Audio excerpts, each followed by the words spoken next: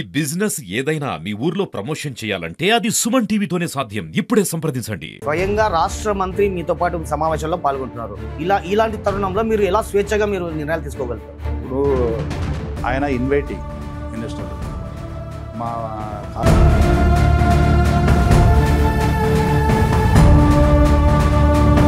అంటే ఈ ఫ్యాక్షన్ తాలూకు ఈ కరువు కొరలో చిక్కి మీరు ఎలాంటి వ్యతలు ఎదుర్కొన్నారు? అవి చెప్పడానికి కూడా వర్ణాతీతం. ఎందుకనంటే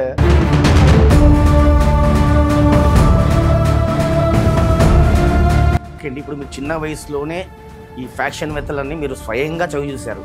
అసలు మీకు ఈ ఫ్యాక్షన్ కష్టాలు అనేవి ఎందుకు మొదలయ్యాయి? అసలు 2004 ఎలక్షన్స్ తర్వాత 2006లో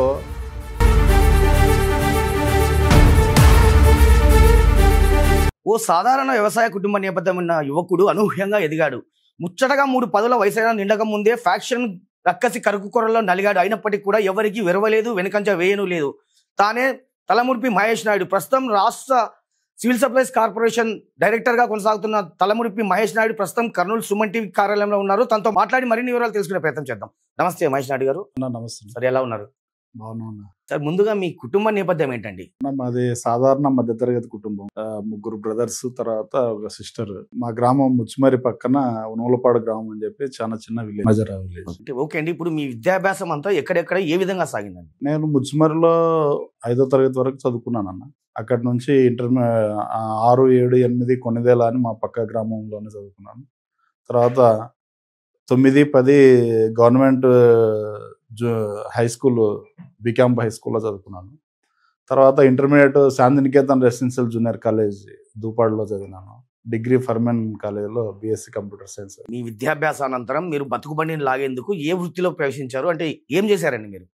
నేను యాక్చువల్గా వ్యవసాయం అన్న, అగ్రికల్చర్. మా ఫ్యామిలీ ఫస్ట్ నుంచి కూడా 2 ఎకరాల నుంచి స్టార్ట్. ఈరోజు ఉమ్మడి ఫ్యామిలీలో దాదాపు 78 ఎకరాల దాకా, అంటే అంతా మా చిన్న వాళ్ళందరూ కష్టపడి పనిచేస్తారు కాబట్టి 78 ఎకరాల దాకా సంపాదించుకొని అప్పుడు వ్యవసాయం పైన ఆధారపడిన కుటుంబం నాది. మీ గ్రామం అన్నారు, మజారా గ్రామం అన్నారు, ముచ్చుమరి అనే గ్రామం పేరు మీరు ప్రస్తావించారు. ముచ్చుమరి అనగానే గతంలో ఒక నియంత పాలన జరిగే ఒక గ్రామం అని అంటుంటారు. ఇది వాస్తవమేనా? 100%. మారుమూల ప్రాంతం కావడం, తర్వాత ఫ్యాక్షన్ నేపథ్యం ఉన్న విలేజ్ కావడం, అందుకోసం ఖచ్చితంగా అక్కడ నియంతృత్వ ధోరణి ఉండేది. ప్రస్తుతానికైతే లేదనుకోండి, ఇంతకుముందు ఉండేది. ఓకే, మీరు విద్యార్థులు చేస్తున్న క్రమంలోనే మీరు ఒక విద్యార్థి సంఘ నాయకుడిగా ఎదిగారంటారు. అంటే మీ విద్యార్థి సంఘ నాయకుడిగా ఎదగడంలో మీ ప్రస్థానంలో ఎలాంటి పోరాటాలు చేశారు మీరు విద్యార్థుల సంక్షేమం కోసం? నేను స్టూడెంట్ ఆర్గనైజేషన్ డిగ్రీ చదివే సందర్భంలో ఏఐఎస్ఎఫ్ అనే వామపక్ష విద్యార్థి సంఘంలో పనిచేసినాను. కర్నూలు నగర కార్యదర్శిగా, తర్వాత స్టేట్ రీస్ట్రక్చర్డ్ సెల్ఫ్ ఫండింగ్ కోర్సులు స్టేట్ కన్వీనర్గా పనిచేసినాను. ఆ సందర్భంలో విద్యార్థి ఉద్యమాలు చాలా నిర్వహించాను. తర్వాత ఉమ్మడి రాష్ట్రంలో ఉండే అన్ని యూనివర్సిటీస్లో కమిటీస్ ఫామ్ చేయడం, అవన్నీ చేసి స్టేట్ వైడ్గా ఒక గుర్తింపు ఉండే ఉద్యమాల్లో అన్నిట్లలో ఉన్నాను. మీ రాజకీయ అరంగేట్రం అనేది ఏ పార్టీ నుంచి ఎప్పుడు జరిగిందండి? నేను విద్యార్థి దశ అయిపోయిన తర్వాత 2002లో రిపోర్టర్గా, ఒక ఈనాడు దినపత్రికలు రిపోర్టర్గా ఉన్నాను. ఆ సందర్భంలోనే 2004 ఎలక్షన్స్లో గౌరవ్ వెంకటరెడ్డి వాళ్ళకు సపోర్ట్ చేయడం జరిగింది. ఆ సందర్భంలోనే కొంత ప్రాబ్లమ్స్ ఫేస్ చేయాల్సి వచ్చింది. ముచ్చిమరిలో మిమ్మల్ని గ్రామం నుంచి వెలివేశారంటే సంఘ బహిష్కరణ చేశారంటుంటారు, గ్రామ బహిష్కరణ చేశారంటుంటారు. అంటే ఈ ఫ్యాక్షన్ తాలూకు ఈ కరుకు కొరలో చిక్కి మీరు ఎలాంటి వ్యతలు ఎదుర్కొన్నారు? అవి చెప్పడానికి కూడా వర్ణాతీతం. ఎందుకనంటే అప్పుడు ఉండే పరిస్థితులు, ఆ స్థితిగతులు ఎట్లా ఉన్నట్టు అంటే ప్రతిరోజు కూడా గండం. ఎప్పుడు ఎవరు చంపుతారో తెలియదు, ఎవరు ఇది చేస్తారో తెలియదు. ఆ సందర్భంలో మన మనుగడ సాగించడం కూడా ఇబ్బంది ఉండే పరిస్థితుల్లో జాగ్రత్తగా బయటకు వచ్చి పని చేసుకుంటూ కార్యక్రమాలు చేసుకుంటూ బయట. ఓకే అండి, ఇప్పుడు 2004 ఎన్నికలు కావచ్చు, 2009 ఎలక్షన్స్ కావచ్చు, ఒక్కసారిగా ఆ 2 సంవత్సరాల్లో తలముడిపి మహేష్ నాయుడు అనే పేరు రాష్ట్ర వ్యాప్తంగా వినపడింది. ఇది ఎందుకంటారు? నాలో ఉండే ప్రోగ్రెసివ్ మెంటాలిటీ కావచ్చు, లేదంటే నాకు సహకరించినటువంటి ఫ్రెండ్స్ అనుకోండి, కొన్ని రాజకీయ పార్టీలు అనుకోండి, వాళ్ళ సపోర్ట్తోని, తర్వాత మొండి వైఖరి, నేను కొంచెం మొండిగా కూడా అప్పుడు ఇది కావడం జరిగింది. అందుకోసం నిలదొక్కున్నాం.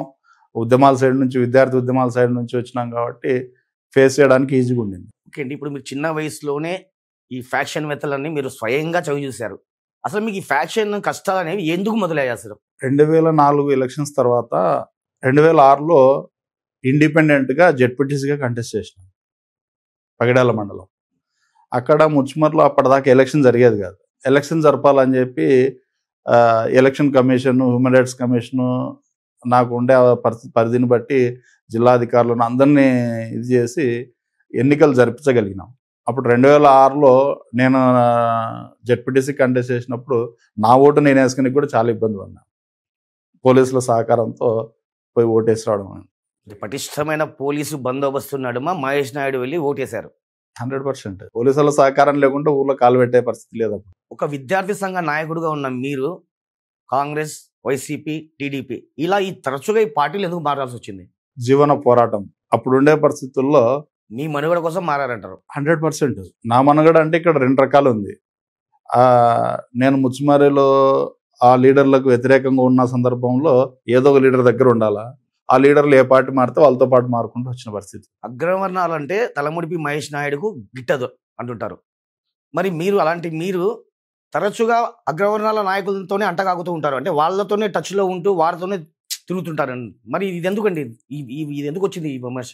ఇక్కడ 2 పాయింట్లన్నా, అంటే గతంలో మాండ్రా కావచ్చు, తర్వాత గౌరవ్ కావచ్చు, తర్వాత ఇప్పుడు టీడీపీ కావచ్చు, బైరెడ్డి వర్గం కావచ్చు, ఇలా ఎందుకు ఇలా తరచుగా మీరు చెప్పేదానికి చేస్తున్న దానికి పొంతనే లేదు అసలు. ఇక్కడ మనం మధ్యతరగతి కుటుంబం నుంచి వచ్చినాను. అదే విధంగా కింది స్థాయిలో ఏం జరిగింది అనేది కూడా నాకు తెలుసు. అంటే ఏం జరుగుతుంది అనేది కింది స్థాయి ప్రజలకు మనం ఏమైనా హెల్ప్ చేయాలన్నా, లేకపోతే మన మనుగడ సాగించాలన్నా, మనము 100లో ఒకటి కాకుండా 100లో ఒకటి నిలబడాలన్నా అగ్రవర్ణ నాయకులను పక్కన ఉంటూనే చేసుకోవాల్సిందే తప్ప ఈ రాయలసీమలో వేరే చేసే పరిస్థితి లేదు. అందుకోసమే వాళ్ళతో పాటు అంటగాగాల్సి వచ్చింది. మీకు మంత్రి నారా లోకేష్తో మంచి సాన్నిహిత్యం ఉంది అంటుంటారు, ఇది నిజమేనండి?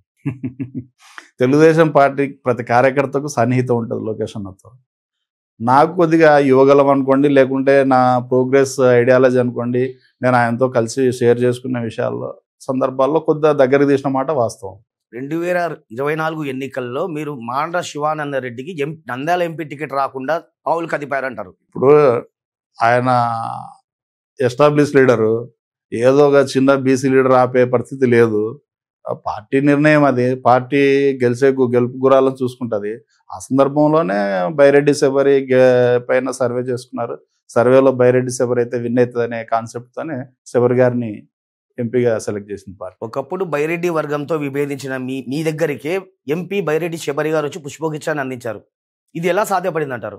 దగ్గరికి అనేది కాదు, కానీ ఇప్పుడు తప్పదు. పార్టీలో మా పార్టీ ఎంపీ అభ్యర్థిగా పోటీ చేసినప్పుడు ఆమెతో కలిసి పనిచేయాల్సినటువంటి బాధ్యత ఉంది కాబట్టి, మా నాయకుడు, మా పార్టీ క్రమశిక్షణ ఇది కాబట్టి మనం కూడా పార్టీ లైన్లో ఉన్నాం కాబట్టి తప్పకుండా కలవాల్సి వచ్చింది, పనిచేస్తున్నాం.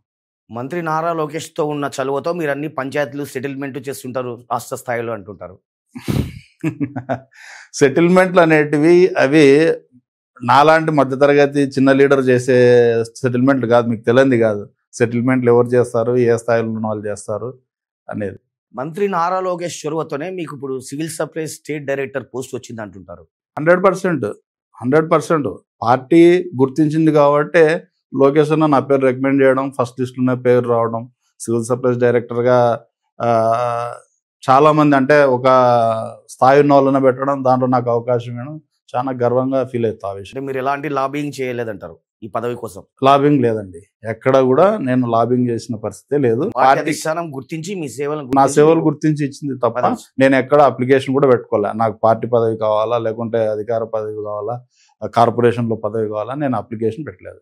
సివిల్ సప్లైస్ స్టేట్ డైరెక్టర్గా మీరు ఎలాంటి కార్యక్రమాలు చేస్తారంటే ఈ తనిఖీలో అంటే చేస్తూ ఉంటారు కదా చాలా. ఎక్కడన్నా ఇన్ఫర్మేషన్ వచ్చినా, ప్రజా పంపిణీ వ్యవస్థకు తూట్లు పొడిచేలాగా ఎవరన్నా వ్యవహరించినా ఖచ్చితంగా అక్కడ పోయి కఠిన చర్యలు తీసుకోవడం, సీజ్ చేయడం, గవర్నమెంట్ సరెండర్ చేయడం అన్నీ జరిగినాయి. మీరు సీజ్ చేసిన తరుణంలోనే చాలా బస్తాలు బియ్యం మాయమయ్యాయి అంటారు. ఆదోన్లో కావచ్చు, ఆదోనిలో జరిగింది అది. ఆదోన్లో నేను సీజ్ చేసడానికి అప్పటికి రాత్రికి అయింది. రాత్రి అయ్యేసరికి పోలీసు వాళ్ళకు చెప్పి అక్కడ ఉన్న విఆర్ఓకు, రెవెన్యూ అధికారులకు లాక్ చేయించి, నేను దగ్గరుండి లాక్ చేయించి వచ్చాను. నేను వచ్చిన తర్వాత ఆడికి కూడా నేను సబ్ కలెక్టర్ గారు చెప్పాను, ఇక్కడ ఏదో అనుమానంగా ఉంది సార్, మీరు మెను పెంచండి, పోలీస్ మెను పెట్టి చేయండి అని చెప్పిన. ఆ సందర్భంలో కొంతమంది పొలిటీషియన్స్ ఇన్వాల్వ్మెంట్ అయ్యి ఏదో చేసినారని అంటున్నారు. అది పోలీసు వాళ్ళు తెలుస్తారు, తొందరలోనే తెలుస్తారు. ప్రజా పంపిణీ వ్యవస్థకు తూట్లు పొడవకుండా చూడడమే మీ బాధ్యత అంటున్నారు. మరి ఇలాంటి నేపథ్యంలో స్వయంగా రాష్ట్ర మంత్రి మీతో పాటు సమావేశంలో పాల్గొంటున్నారు. ఇలాంటి తరుణంలో మీరు ఎలా స్వేచ్ఛగా మీరు నిర్ణయాలు తీసుకోగలుగుతారు? ఇప్పుడు ఆయన ఇన్వైటీ మినిస్టర్, మా కార్పొరేషన్లో ఇన్వైటీ ఉంటారు. అందుకోసం ఆయన వస్తుంటారు. అది కామన్, తప్పదు. మా కార్యక్రమాల్లో మేము ఏం చెప్పాలనుకునేది నిర్ణయాలు, బోర్డు నిర్ణయం ఏది తీసుకున్నా దాంట్లో ఆయన పాల్పంచుకుంటారు, మేము కూడా పాల్పంచుకుంటాం. అంటే స్వయంగా మంత్రి వచ్చి సమావేశాల్లో పాల్గొంటున్న నేపథ్యంలో డైరెక్టర్లు కావచ్చు, ఇతరులు కావచ్చు స్వేచ్ఛగా తమ నిర్ణయాలు ప్రకటించేందుకు వెనుకాడుతున్నారనే ఒక విమర్శ ఉంది. ఉండొచ్చు, కానీ నాకు అటువంటి ఇబ్బంది ఏం లేదు. ఏదున్నా మొహం మీద చెప్పే అలవాటు చిన్నప్పటి నుంచి కూడా. చాలా సందర్భాల్లో కూడా నేను బోర్డులో కూడా కొన్ని అంశాల్లో మంత్రి గారి దృష్టికి తీసుకుపోయినాను. అవసరమైతే దాన్ని గట్టిగా కూడా చెప్పడం జరిగింది. ఓకే అండి, ఇప్పుడు ప్రెసెంట్ యూత్కి మీరు ఇచ్చే సందేశం ఏంటి? సామాజిక స్పృహ సైడు వచ్చి సామాజిక చైతన్యం తీసుకురావడం కోసం ప్రతి ఒక్కరు పాటుపడితే వ్యవస్థలలో మార్పులు వస్తాయనేది నా చిన్న కోరిక. కాంగ్రెస్, వైసీపీ, టీడీపీ ఇలా ఇన్ని పార్టీలు మారిన మీరు భవిష్యత్తులో మరో పార్టీ మారాలనుకోవచ్చా? 100% మారను. ఎందుకనంటే నేను ఇంతకుముందు ఒక నాయకత్వం కింద పనిచేసుకుంటూ వచ్చిన. నాయకత్వం అంటే ఈ ముఠా నాయకులు అనుకోండి, పొలిటికల్ లీడర్స్ దీంతో చేసుకుంటూ వచ్చినాను. ఇప్పుడు నాకు అవసరం లేదు. డైరెక్ట్గా పార్టీ లైన్లో ఉన్నాను కాబట్టి నారా లోకేష్ నన్ను ముఖ్యమంత్రి చేసేంత వరకు పోరాటంలో ఉంటాను. దాంట్లో భాగస్వామిని అవుతాను. ఈ రాష్ట్ర తెలుగుదేశం పార్టీలో నేను కూడా ఒక సభ్యునిగా, కుటుంబ సభ్యునిగా ఉండాలనేది నా కోరిక. కూటమి ప్రభుత్వ పాలన ఏ విధంగా ఉందంటున్నారు? డబుల్ ఇంజన్ సర్కార్ ఇప్పుడు ఎట్లా అంటే అభివృద్ధి ఒక పక్క, సంక్షేమం ఒక పక్క. చంద్రబాబు నాయుడు గారు చాలా పటిష్టంగా, పగడ్బందీగా చేస్తూ ఉన్నారు. చాలా ఇప్పుడు మనం అనుకుంటే సంవత్సరం రోజుల్లో సాధించిన విజయాలు మీకు అంత తెలుసు. తర్వాత సూపర్ 6 సక్సెస్ అయినాం.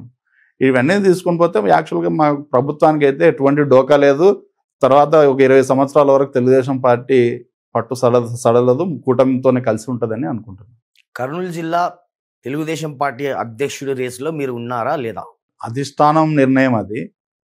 పార్టీ ఒకవేళ బీసీలు, తర్వాత వాల్మీకి కమ్యూనిటీ కర్నూలు జిల్లాలో ఎక్కువ ఉంది, అవకాశం ఇవ్వాలా యూత్ అని అనుకుంటే ఖచ్చితంగా అవకాశం ఇస్తారు. అవకాశం ఇస్తే నేను రెడీ చేయడానికి. మీ బలం ఏంటి, మీ బలహీనత ఏంటండి? అసలు బలము పార్టీ, బలహీనత ఏముందన్న మామూలు కామా. తలమూర్పి మహేష్ నాయుడు అనే వ్యక్తి కొంత అగ్రెసివ్గా వ్యవహరిస్తుంటారు పార్టీ కార్యక్రమాల్లో అంటుంటారు. అగ్రెసివ్ అనేది ఏం లేదన్న, కొంచెం నియంత్రిత పోగడలను అయితే ఎండగడతా. అందులో భాగంగా కొంతమందికి ఇబ్బంది ఉండొచ్చు, వాళ్ళంతా రకరకాల ప్రాబ్లమ్స్ క్రియేట్ చేయొచ్చు. కానీ తొక్కుకుంటూ పోవడమే నా లక్ష్యం. మీ జీవితాశయం ఏంటండి? నా జీవితాశయం ఏం లేదన్న, ఉమ్మడి కర్నూలు జిల్లాలో సామాజిక న్యాయం కావాలా. సామాజిక న్యాయం అంటే ఒకటే కాదు, రాజకీయం ఒకటే కాదు, అన్ని రంగాల్లో అన్ని కులాలు, అన్ని జాతులు సమిష్టిగా పంచుకున్న రోజు రావాలనేది కోరుకుంటున్నాను. ఓకే మహేష్ నాయుడు గారు, thank you very much. Thank you అన్న, థ్యాంక్ యూ.